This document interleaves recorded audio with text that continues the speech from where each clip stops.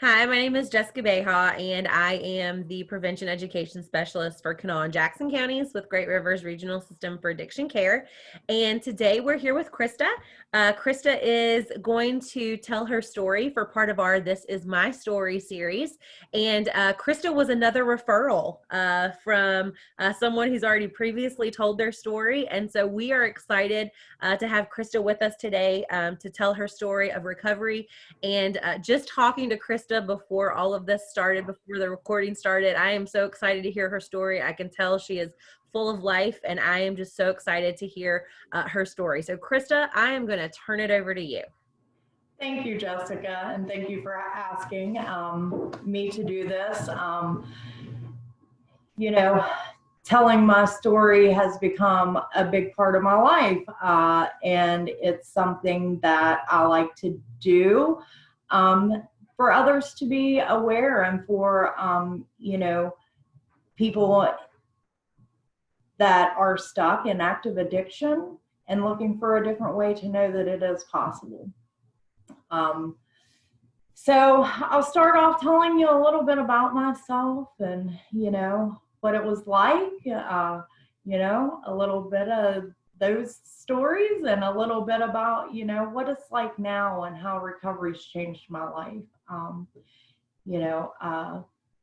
So as Jessica said, my name is Krista White. I am a person in long-term recovery. I don't have childhood horror stories. I was raised in a middle-class family in a small southern town, very country living. And I had a good childhood. I went to school. I done the things I was supposed to do. I cheered, I done all of those things. But I know that when I was younger, shyness and being backwards and not ever feeling good enough to be a part of the crowd or whatever it was, was, those internal feelings that I had, and I still carry with me a little bit today, not as bad. So I grew up in a southern state, the southern part of the state. I, went to school, normal teenage stuff, and things changed a little bit, here come, that normal teenage, the boyfriend and, let's go out on the weekends. And never once did I imagine that those things would ever be something that destroyed my life. Never once did I think that it would ever be harmful in my life. I thought it was just teenage fun, until it wasn't. Until it became something daily that I had to have in my life. I made it into high school, and it was still that same, junior high and high school, it was that same thing. Go to school, on the weekends, it was time to be with your friends, away from your parents, and doing the most. And that's how I lived for a really long time. All through school, I'd done that. And, there was periods that, at that point in my life, there was periods when I was able to control that. And it wasn't a daily necessity for me, and then the skipping school to go party started happening, and the constant fights in school, and getting kicked out, and doing things that I shouldn't have been doing and should have been focused more on an education, and that just wasn't of importance in my life. Being accepted, hanging out with everybody and partying was the way that I thought was how I needed to be accepted and how I was going to get accepted, because once I put one of anything in my body, I could talk to anybody, I could be more social, or so I thought, at that point, so, that happened. And my junior year in high school, things had gotten pretty out of control. Like I said, I was fighting. I was staying kicked out of school. I wasn't going to school. I'd walk in one door and right back out the next door. Um, and it wasn't that I was incapable of passing school, none of those things, but the partying and the using substances became more important, than any other goal that I had set for myself. And I thought that that was what I needed to do, to be accepted with the crowd that I was running with, or just people in general. If I wasn't doing what the crowd was doing, people weren't going to accept me for who I was. And I became pregnant in my junior year. I would like to tell you that that changed everything. And for a period of time, I thought that this is going to fix it. Here we are. Things are going to look different. They did throughout my pregnancy. They looked very different, because I was able to not use anything. And I thought, this child is going to be that saving grace. My experience is that most girls have this fairy tale dream in their head, going to have the perfect guy, the perfect kids, and things are going to be so great. And that wasn't what it looked like for me. The dad was more interested in doing his own thing. We weren't very compatible per se, and he was not what the version of love looked like. He was what I knew as a version of love. And, the way he treated me, I based that on, a lot of my relationships throughout my life, because I thought that's what love looked like. When that was not. Now, today, I can tell you that's not what it looks like, and that's not what it's supposed to look like, And I had my daughter, and, she's an adult now, but I had her when I was 17, going on 18, and after I had her for, after she was probably about 6-8 months old, I decided that, I needed a night out, because here I am, I'm a single mom, I have this baby, I have my parents to help. And, when I went out that night, that started that whole cycle back over again. And there I was, finding any way I could, to put something in my body to be able to maintain, to be able to feel different, because I didn't want to feel the way that I felt about anything in my life. And I wanted to escape reality. I wanted to escape the fact that I was, an 18-year-old with an infant child trying to figure out life on my own. And I had dropped out of school. I got my GED, thank heavens, and there was not that picture of what I thought things would look like. It wasn't there anymore. And I needed a way to escape that. And I did. And I'd done that for a very long time. I'm not the model mom. My daughter wasn't raised in it,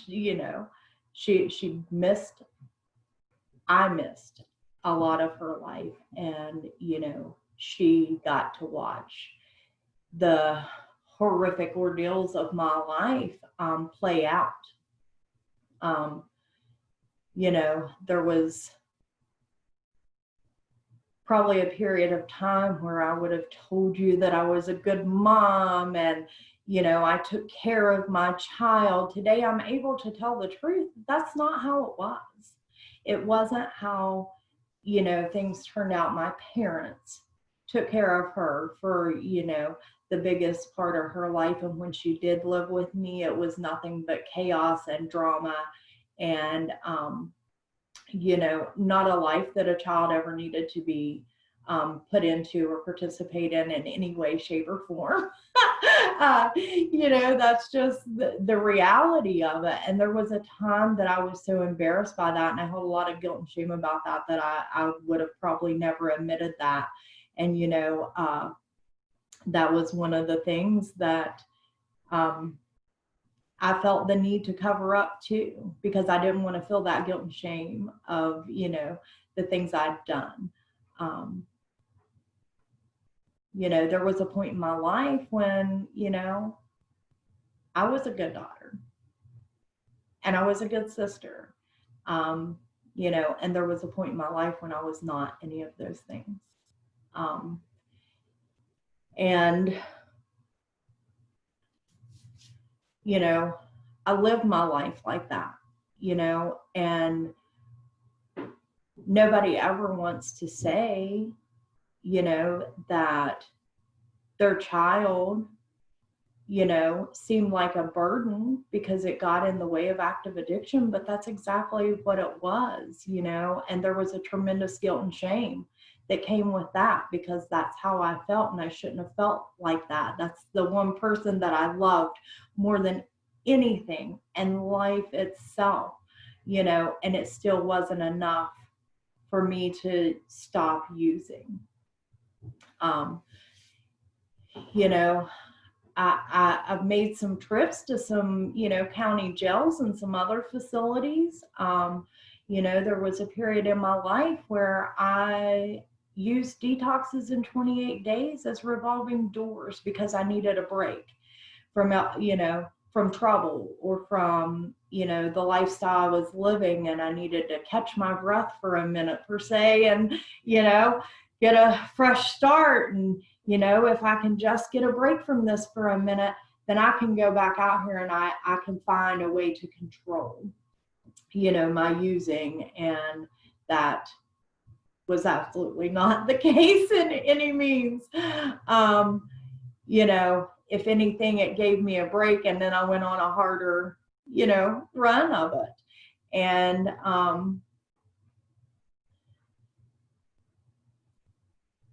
so I think when I was 23, around 23, 24, I decided getting married was going to be the fix all, because, I was always looking for something to fix my life,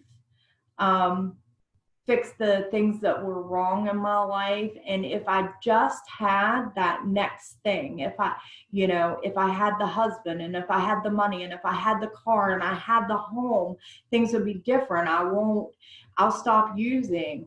And none of those things happened, but I had convinced myself that that was how it was going to be. I'm going to get married, and I'm going to play house, and I'm going to be a wife, and this is just going to be the fairy tale ending. And it wasn't. It was a disaster. And I stayed in that. I stayed in that for a really long time, part out of fear, because I didn't know how to be alone. And part out of, being convinced that that was the only life I was worthy of. And, the things that I had to go through during that marriage, the convincing that that was all that I was worthy of, and there would never be anything different. So I done that for a while. And things weren't different, there was not the fairy tale ending. If anything, it drove me further into my addiction. Because once again, I had something happening in my life that I needed to escape from. And that was the way that I found to do it. And I continue to do it, because as long as I numbed all my feelings, and I numbed that reality, no matter what was being done to me, what was being said to me, I could block that out and find a way to be okay with it. Um, you know, and that's just how I lived my life. You know, and like I said, many trips into detoxes in 28 days, never, you know, never for the right reasons. Never because I wanted to do it, but because a court system told me I had to, or because my parents said that I had to, or they were going to be done with me, or, you know, because everybody else said that it was what I needed to do. You know, never because I wanted to do something different, because there was a point in my life where I'd found some type of acceptance that this was just going to be my life and there was no other way, and this was what it was going to be until the end. You know, and something changed that, you know, something made me decide that maybe there was a life worth living. You know, and what I can say is that one of the court orders that I'd went through that had put me through a treatment center, and I wasn't ready at the time. I was not, you know, and I still wasn't looking for that different, but I was looking to appease, and I was looking to, you know, just get everybody off my back one more time. But, you know, there was a seed that was planted, you know, and I got to really see that there could be a different life. I just wasn't ready at that time. You know, and I was fighting for my daughter at that time. She was probably 15, 16 years old. You know, and I'd done drug her through the mud, and I had already convinced myself and everybody else that, you know, she was better off with my parents, and that was a true statement. You know, because she was. I had no business trying to raise a child when I couldn't even keep myself together. You know, and couldn't stay out of a detox, or couldn't stay out of, you know, a county jail or a prison system or a court system. You know, and I'd done what the court systems asked until I felt like it was just too hard. And like I said, I'd done it because the court system told me I had to do it. I didn't do it because I wanted to, you know. And I ended up, you know, still continuing to, you know, allow my parents to finish raising my daughter. You know, she got that in and out of her life mom. And, but like I said, there was a seed that got planted during that time. You know, and even though for years later I continued doing, you know, what I,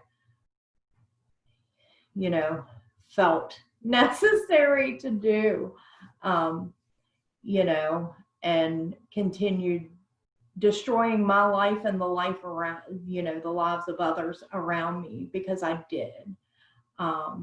You know, I had no relationship left with my parents other than what they could do for me. I had no relationship pretty much left with my daughter. I had no relationship left with pretty much any of my family, my siblings, none of that. You know, and I'd convinced myself that I was better off alone. And that's not a great place to be. And it's a pretty crappy place to be in all reality. And I was okay with it. I was okay with that. And I was okay with the fact that this was just what my life was going to look like. You know, and like I said, something changed in there. And, you know, I lost a really good friend. And that was a really hard thing to deal with. Because we were all together at that time. And that was in mine and my daughter's home. My daughter was, you know, an adult at the time. We were living together, and that occurred there. And I just remember not wanting someone to make that phone call to my parents like I had to make to hers.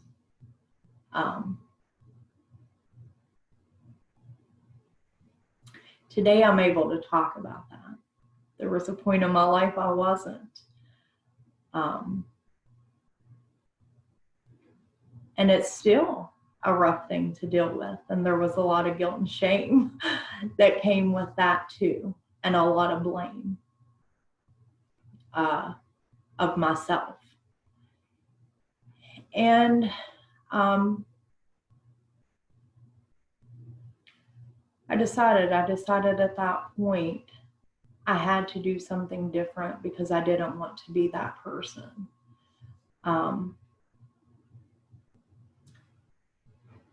So I picked up the phone to some of those amazing people that I'd met when the judge told me that I was going to do something different. And they were there, and they were willing to help me. And I'd done that. And I decided to give recovery another try. And I would like to say that that's the end, and it's not. You know, because I came in and I got that taste of a different life and that love for life. And I entered into a 12-step program. I made a lot of support. And I'd done things differently until I didn't. You know, and I quit doing all the things that I had been taught to do. And I quit reaching out. I quit going to 12-step meetings. I, you know, decided that I could do this on my own once again. You know, and that doesn't have to be a part of anybody's story, but it's just a part of mine.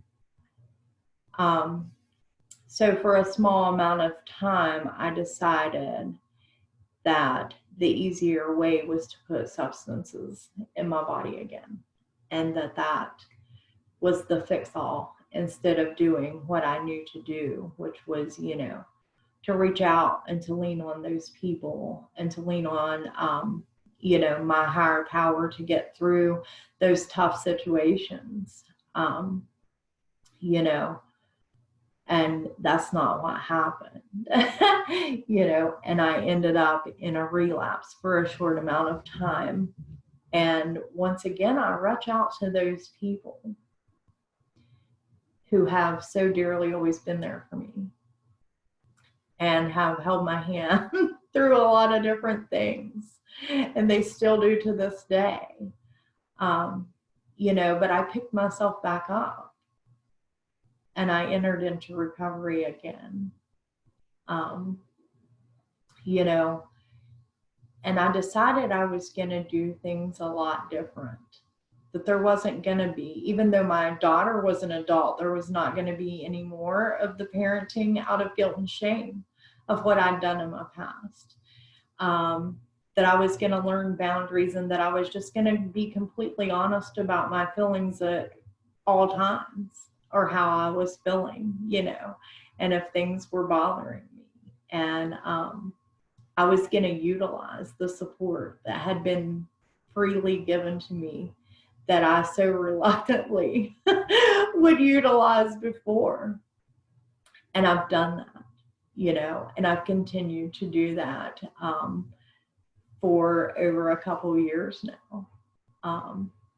And I decided, you know, the people that made an impact on my life and loved me until I could love myself, and that held me together through the darkest times of my life, was so important to me that I wanted to give that back, you know, and it helped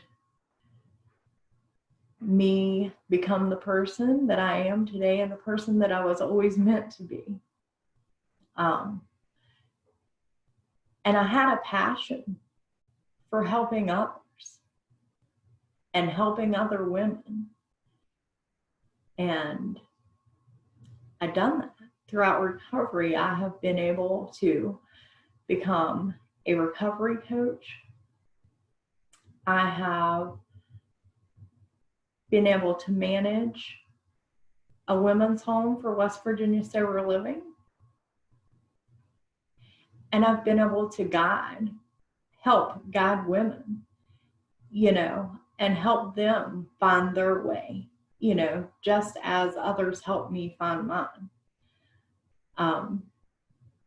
And I love doing that, you know, and I love working with people and meeting people where they're at, whether they're ready to enter recovery, whether they're thinking about it, or whether they want to do it right then, you know, and that's the great thing that I get to do working with West Virginia peers, you know, and I've gotten to go back to school. I started back in college, and never did I think at this age would I be going back to school, but I am.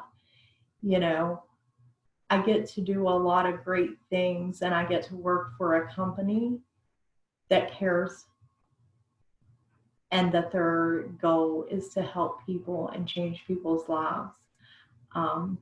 You know, and that's the company that was there for me when, you know, I needed to change my life.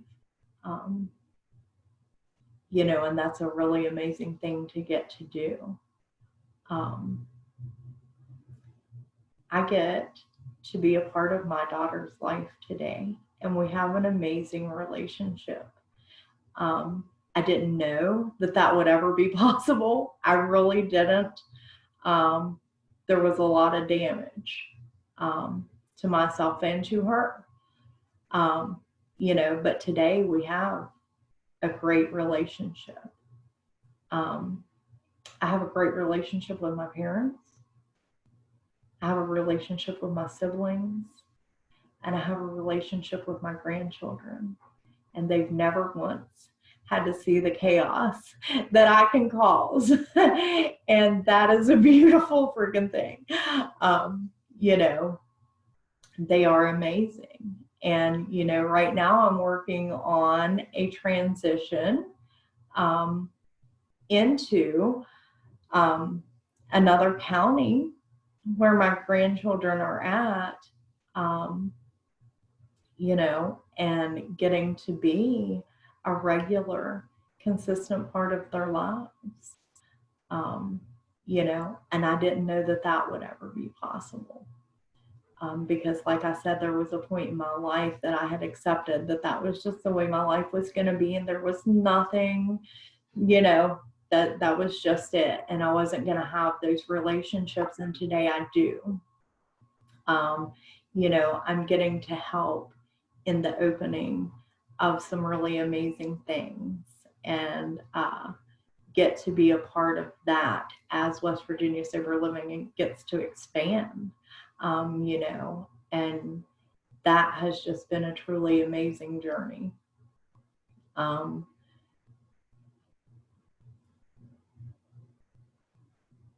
The one thing that, you know, I do know is the people who came into my life, you know, through recovery are the people who are still in my life today, besides my family. And they're the people that I get to lean on, and they get to lean on me. And I get to be a part of something greater than myself. I get to rely a lot on my higher power, and I get to watch the change in so many people that, you know, watching the light come back on in somebody's eyes is just an absolutely amazing thing. and I get to experience the feeling that somebody felt when they watched that with me. I get to be that helping hand that somebody so generously reached out to me and said, let me help you, let me be that person.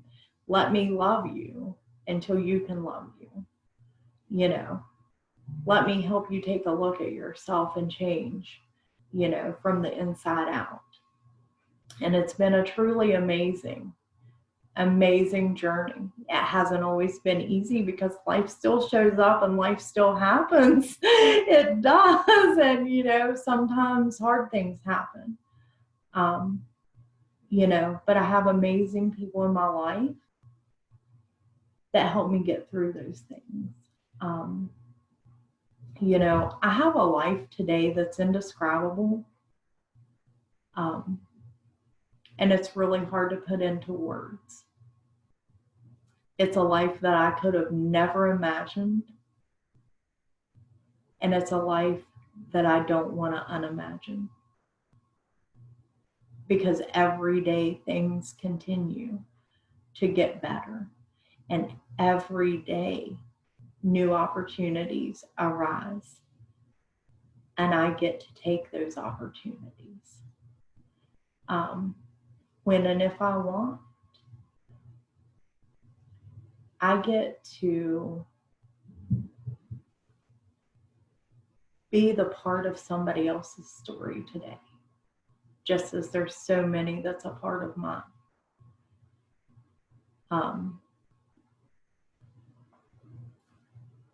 I just know today I wouldn't want any other life than I have today, and that I work very hard on a daily basis to continue to get to have the life that I have today. And,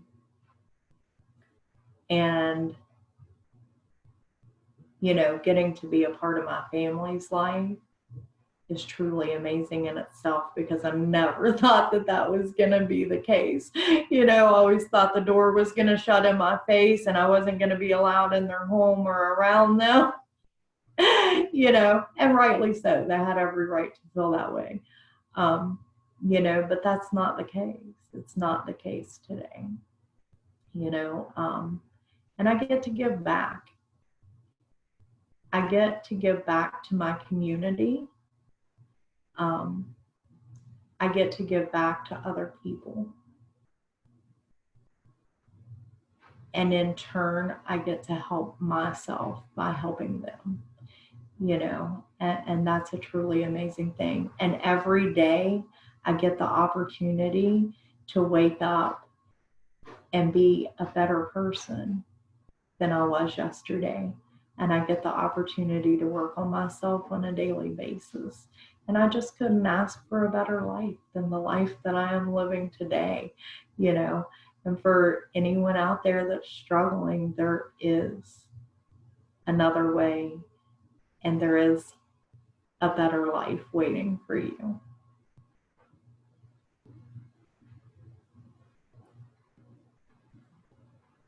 Awesome, Krista. Sorry I didn't hit unmute. Thank you so much for sharing your story. I really appreciate it. I wrote down a couple things that you said, and one of them that I think is so important is that you have to utilize the support that's been given. And I know that just from working within the recovery community, the support system is there. It really is. And so I love that you highlighted on that, the importance of utilizing those supports and making sure you're reaching out. But something else that you said that brought a smile to my face was you said that you're now living a life that you couldn't have imagined, but now you didn't want to unimagine it. And Yes. so that just is such a hope-filled message. And it's just, again, one of the reasons that we're doing the This Is My Story series, to let people know that this is possible. Maybe in your wildest dreams, you didn't think that this would be you, but here you are. Yes. You are now spreading this story of hope and allowing people to know that recovery is possible. And so we want to thank you so much for telling your story and for just the lives that you're reaching out to and giving back to each and every day. And so we just thank you so much again for being a part of this. If anybody has any questions for Krista or would like to get in contact with her, please reach out to us. We would love to put you in contact with her. And again, we thank you for telling your story. Thank you for having me, Jessica. We will see you guys next time for our next installment of This Is My Story.